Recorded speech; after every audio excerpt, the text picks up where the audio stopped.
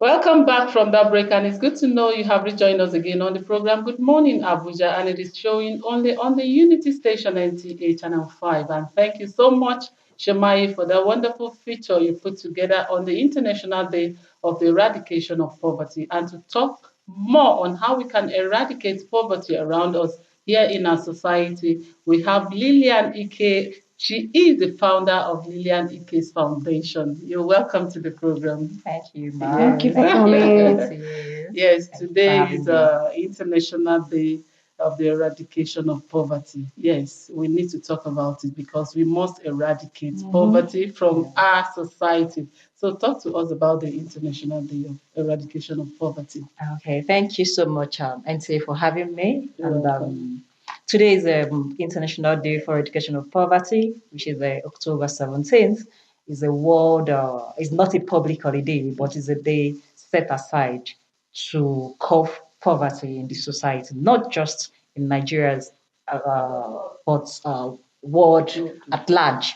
So today, according to Antonio Guterres, he said, and I'll quote, poverty is a menace in the society.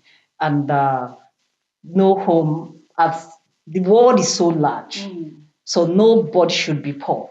No home should be recognized in poverty, you know. So today is a day set aside, like I said, for poverty. Okay, let me say, yesterday was a World Food Day, and today is Poverty Yes. Eradication Day. Yes. You know, so you can see the synergy Yes. between World Food Day and The connection connection is is there. there. You know, so we're going to. It's not just about every day we'll come on air or every day we'll come on television. We'll say poverty eradication, poverty eradication. What are we doing to eradicate this? What are we doing to do this?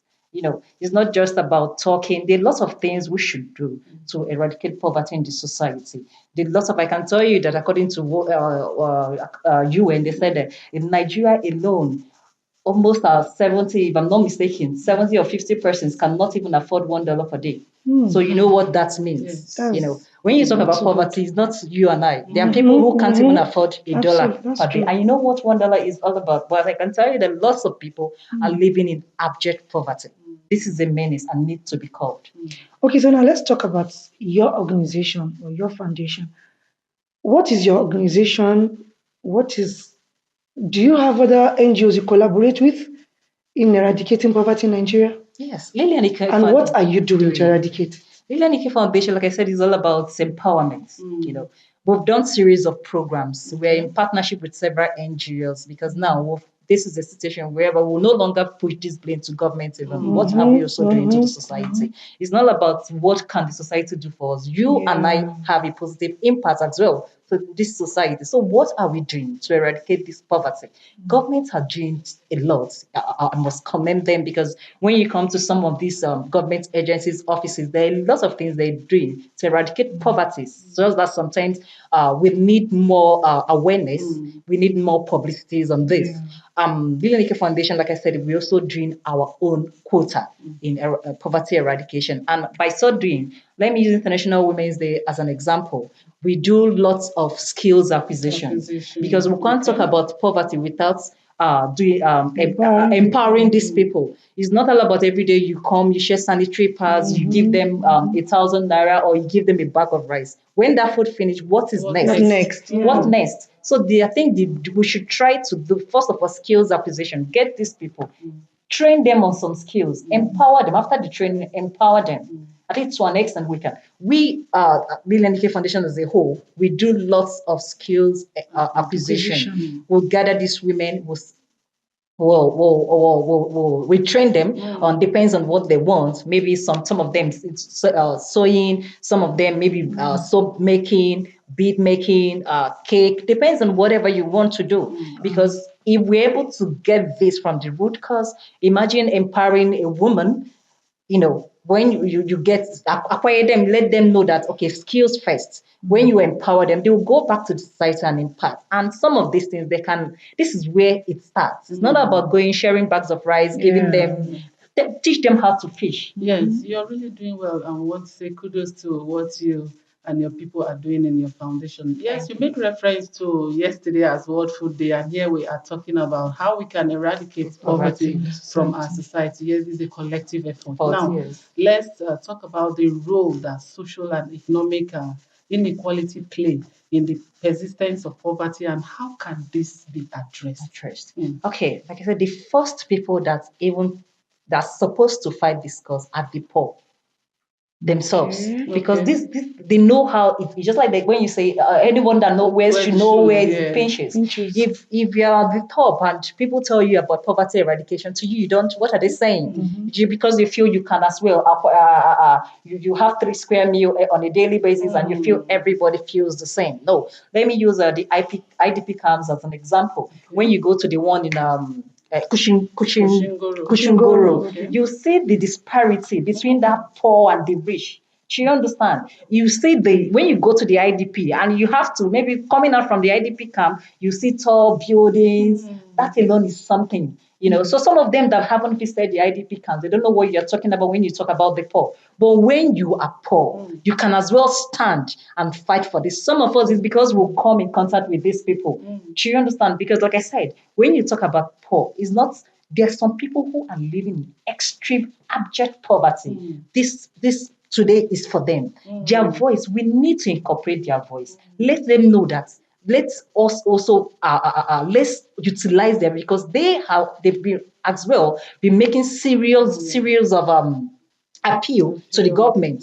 So this is today is for us to at least acknowledge them and know that say no one is supposed to be poor in this society. It is against human rights. Wow. Yes, it is against human rights. So they themselves are the poor. They are the one bringing up this. We are poor. They are crying. So it is less for us to know that these people are poor. They know how to address this issue. So it is not their fault. So we should be able to listen to them and curb these meanings. Okay, so now let's talk about the most pressing issues that you're using to fight against this poverty. What are the tools you're using? Like I said, I can't even talk about poverty eradication without skills acquisition. This is first thing first. Let's get this from the root cause. Empower these people. My organization, we are also trying our best. Empower them. Once they are empowered, to an extent, you've lifted them out from there. Let them do something. Let them get that skill empowerment. Sorry to cut you short. I don't know. Some people have this. What are you doing to change people's mindset? Mindset, the You say mentality, mindset, yes. yeah, the mindset. Mindset, You really yeah. have to work on people's mindsets. Now, I'll give you a scenario. There was this boy, I don't know. Of course, we saw him as a beggar. When you give today, and okay, you ask him, what do you want? What do you need to leave the street? He tells you, if I get a certain amount, I'll leave the street. Truly, he will leave that street. He will leave the street, but that street. Tomorrow you will To see maybe another in place. Kuba. So that such a child already has in his mind that begging is just the way out for me. What are you doing to work on people's mindsets? There are lots of programs going on, like the way Lila Niki Foundation. Before we empower them, we have to put them get them together, let them understand the need to work with their hands, because they can't continue begging. That's important. For how long? Yes. Okay, let me give you an example. There was this situation. We had one young lady in Lugbe Aziz. She was she had issue with this domestic violence and all that. She wasn't doing anything. Okay, now, madam, what do you want? She said, okay, she bakes. Once she gets empowered with baking equipment, she'll be able to move on. But at the long run, we were able to empower her. We got her oven, lots of baking utensils, and after a few months, you'll see her coming back again.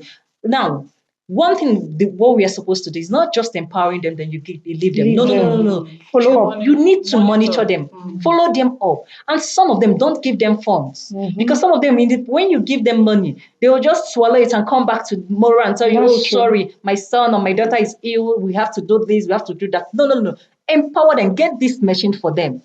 Open it, and some of them go to the extent of even selling those things. That So is you what see, I was Do you about to understand? say. Some of them go Yes. to the extent of selling those things. And when you tell them, they will always find one excuse to Excuse. another. So sometimes what we do to them is, You have to let them understand the importance of working, of earning. Let them earn, let them do something. We have to correct that mindset. If you Yes. don't do something about it, that is how you keep buying and buying and buying, and they will keep selling. And tomorrow you see this person still redundant, the person is not growing. So the mindset first, we need to empower them, educate them, enlighten them, let them see the need to empower themselves as well. Okay, you are there in the field. You have seen a lot, like we are discussing. You know, you empower them. Some of them go as far as selling those Selling it, things you give to yes. them. Yes, it's part of the challenges. Talk to us. What are some of the challenges that your foundation has encountered in trying to eradicate this poverty fight that you are on? Okay, this is first. This, like what I said, that is even a major thing because you see lots of them. You empower the next time you are going back again, and at the end of the time, at the end of the day, you are even tired. When the person comes up with another issue, you say, "Please, ma, can you just Hold it. hold it because we've tried for you. What else do you want us to do?" So I think this is the major challenge. Some people are already addicted to poverty. No matter how you Yes, want to their do it, mind, their their Yes. mind mind. is That's why there. I said The mindset is everything. mindset is everything. You can't even change it again because it's just like somebody who loves giveaway. You keep giving. Okay, fine. We want to empower you. That's Do you understand? Tomorrow the person comes back. Yes. So this is the major challenge. People need to understand that you can't keep begging to survive. Use your hand. What?